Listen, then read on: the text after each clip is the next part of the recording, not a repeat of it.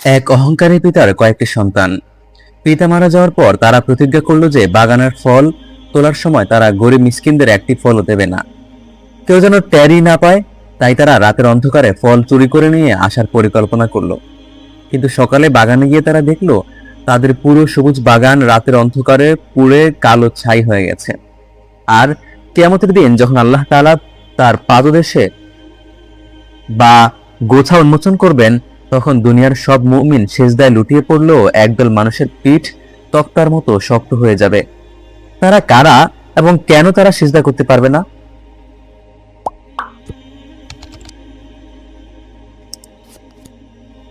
আসসালামু আলাইকুম। শানে নজুল সিরিজের ৬৮তম পর্বে আপনাদের স্বাগতম। আজ আমাদের আলোচ্য বিষয় অত্যন্ত শিক্ষণীয় মাক্কি সূরা, সূরা আল কলম।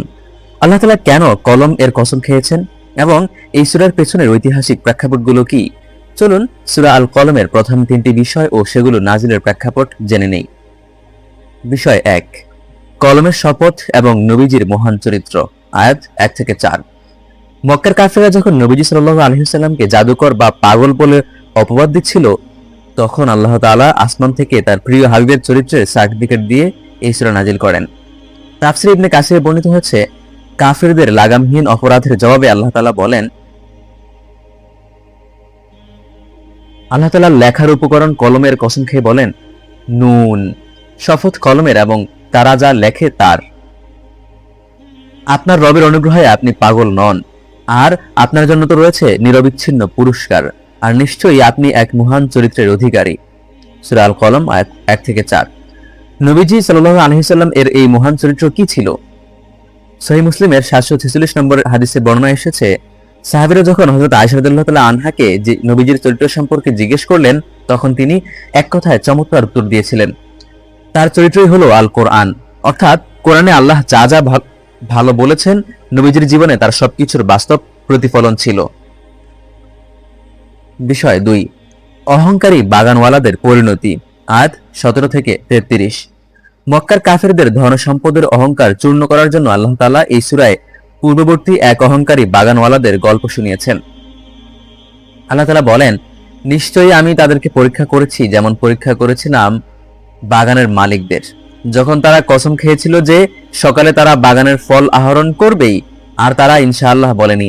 অতঃপর আপনার রবের পক্ষ থেকে এক বিপর্যয় তার উপর দিয়ে বয়ে গেল যখন তারা ঘুমাচ্ছিল, ফলে তা পুড়ে কালো ছাইয়ের মতো হয়ে গেল।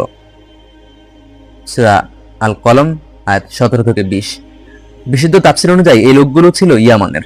তাদের বাবা অত্যন্ত দানশীল ছিলেন, কিন্তু বাবার মৃত্যুর পর সন্তানরা গরিবদের হক আত্মসাৎ করার জন্য গোপনে রাতে ফল কাটার প্ল্যান করে। এর পরিণতিতে আল্লাহ তাআলা তাদের পুরো সম্পদ ধ্বংস করে দেয়। এর মধ্যে আল্লাহ মক্কাবাসীদের সতর্ক করেন যে সম্পদের অহংকার এবং গরিবের হক নষ্ট করা যে কোনো জাতির জন্য ধ্বংস ডেকে আনবে। বিষয় ৩, হাশরের মাঠে আল্লাহর গোছা উন্মোচন এবং মুনাফিকদের শাস্তি। আয়াত ৪২ থেকে ৪৩। এই সূরার অন্যতম ভয়ানক ও গুরুত্বপূর্ণ একটা আলোচনা হলো কিয়ামতের দিন মুনাফিকদের অবস্থা। আল্লাহ তাআলা বলেন, যেদিন গোছা বা পাদদেশ উন্মোচিত করা হবে এবং তাদেরকে সিজদা করার জন্য ডাকা হবে, তখন তারা তা করতে পারবে না। তাদের দৃষ্টি অবনত থাকবে এবং লাঞ্ছনা তাদেরকে আচ্ছন্ন করবে। সূরা কলম ৪২ ও ৪৩। সহিহ বুখারী ৪৯১৯ নম্বর হাদিসে বিখ্যাত সাহাবী হযরত আবু সাঈদ খুদরী রাদিয়াল্লাহু তাআলা আনহু থেকে এর অত্যন্ত ভয়ঙ্কর প্রেক্ষাপট বর্ণিত হয়েছে। রাসূলুল্লাহ সাল্লাল্লাহু আলাইহি ওয়াসাল্লাম বলেছেন, কিয়ামতের দিন আল্লাহ তাআলা তার পাদদেশ উন্মোচন করবেন। তখন দুনিয়াতে যারা একনিষ্ঠভাবে আল্লাহকে সিজদা করত, তারা সবাই সিজদায় লুটিয়ে পড়বে। কিন্তু যারা দুনিয়াতে মানুষকে দেখানোর জন্য বা মুনাফিকি করে সিজদা করত, তারা সিজদা করতে গেলেই তাদের পিঠ তক্তার মতো একখণ্ড শক্ত হাড়ে পরিণত হবে। তারা সিজদা করতে চাইবে কিন্তু উল্টো পেছনের দিকে পড়ে যাবে।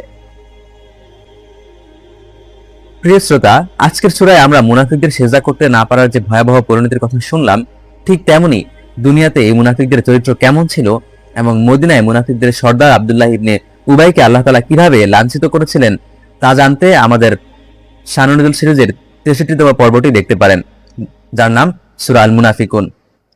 ভিডিওটির লিংক স্ক্রিনের উপর দেওয়া রইল, চাইলে এখনই ক্লিক করে দেখে নিতে পারেন। সূরা আল কলম আমাদের শিক্ষা দেয় যে সম্পদ পেয়ে অহংকার করে ধ্বংসের মূল কারণ। আর দুনিয়াতে যারা আল্লাহর সামনে মাথা নত করতো না, আখিরাতে তাদের পিঠ চিরতরে শক্ত হয়ে যাবে। ইনশাআল্লাহ আগামী পর্বে আমরা কথা বলবো সূরা আল হাক্কাহ নিয়ে। Ya Rahman